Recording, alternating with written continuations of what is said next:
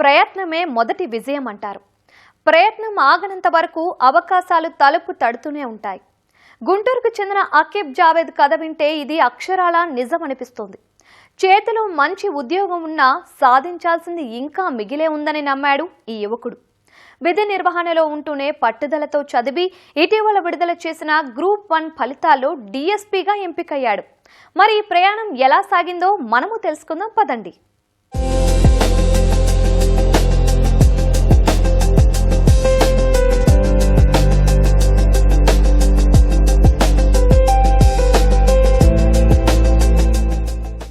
ఈ పోటీ ప్రపంచంలో ఒక ప్రభుత్వ ఉద్యోగం రావడమే గొప్ప. అలాంటిది ఒకవైపు ఎంపీడీఓగా బాధ్యతలు నిర్వహిస్తూ మరోవైపు డీఎస్పీ లక్ష్యం కోసం సన్నద్ధమయ్యాడు జావేద్. ఓ మామూలు కిరాణా కొట్టు యజమాని కుమారుడిగా తండ్రి పడుతున్న శ్రమను చూస్తూ పెరిగిన జావేద్ ఆ కష్టాన్ని తీర్చాలనే పట్టుదలతోనే చదివాడు. మొదట ఎంపీడీఓగా ఉద్యోగం సాధించాడు. తన పనితీరుతో వరుసగా 3 సార్లు ఉత్తమ అధికారి అవార్డు అందుకున్నాడు. అక్కడితో తన ప్రయత్నం ఆగలేదు. పట్టుదల, సమయస్ఫూర్తితో చదివి డీఎస్పీ ఉద్యోగం సాధించాడు.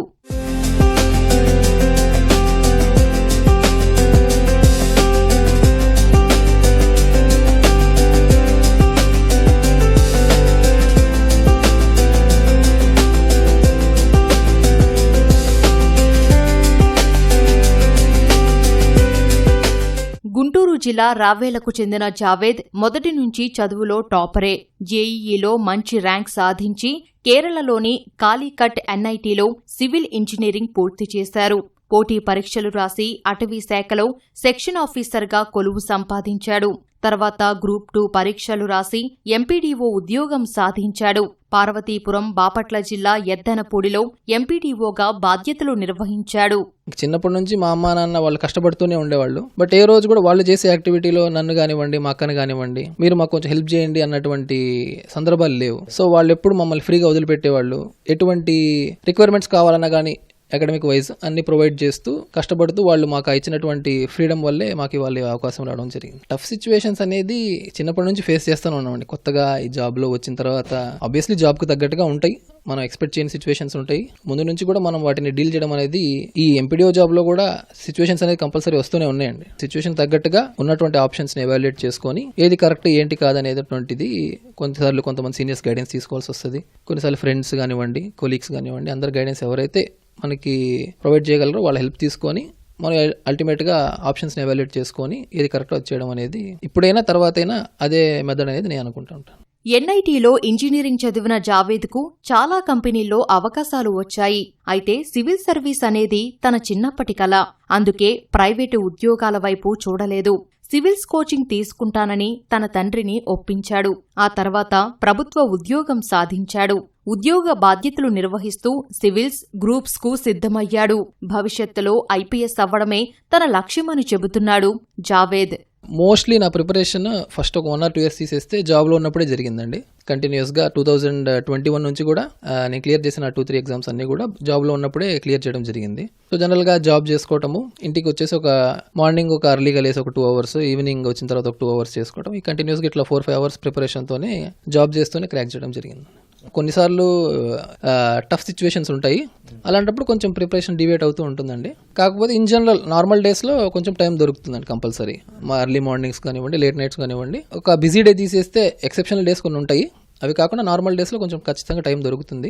దానికి తగ్గట్టుగానే ప్రిపరేషన్ సాగింది. సో ఇప్పుడు డిఎస్పీగా సెలెక్ట్ అయినా ఈ డైరెక్షన్లో వెళ్ళినా ప్రమోషన్ మీద ఐపీఎస్ రావడానికి అవకాశం ఉంటుంది. బట్ స్టిల్ నాకున్న ఇంకా ఆప్షన్స్ని ఒకసారి ఎవాల్యుయేట్ చేసుకునే ఉద్యోగానికి న్యాయం చేసుకుంటూ ఇంకా ట్రై చేసుకునే అవకాశం ఉంటే చేస్తానండి. కుటుంబ ఆర్థిక పరిస్థితుల దృష్ట్యా చదువు కొనసాగించలేకపోయాడు జావేద్ తండ్రి షేక్ జిలానీ. అందుకే పిల్లలను బాగా చదివించాలి అనుకున్నాడు. ఉన్నత చదువులు చదివించడానికి ఎంతో కష్టపడ్డాడు. జావేద్ డిఎస్పీ ఉద్యోగం సాధించడంపై ఆయన ఆనందం వ్యక్తం చేస్తున్నారు. చిన్నప్పటి నుంచి నాకు ఏమి ఉండదండి. ఆ ఏమి మా అమ్మ నాన్నగారు చదివలేకపోయారు. అందుకని చెప్పేసి మా పిల్లలుగా విద్య బోధించాం అనుకున్నాము. స్టెప్ రావాలని చెప్పేసి అనుకున్నాము. నేను కోరుకున్న కోరికందంటే నాకు అందనివన్నీ వాళ్ళకి అందాలి, అట్లా కష్టపడండి అని చెప్పేసి వాళ్ళకి చెప్పుకుంటూ వచ్చాను. మాకు చాలా గర్వంగా ఉంది. అసలు మాకు ఆ సంతోషానికి చెప్పుకునే హద్దులు లేవండి. మళ్ళీ ఇప్పుడు డిఎస్పీ పోస్ట్ వచ్చిన తర్వాత ఇంకా చాలా సంతోషంగా ఉంది.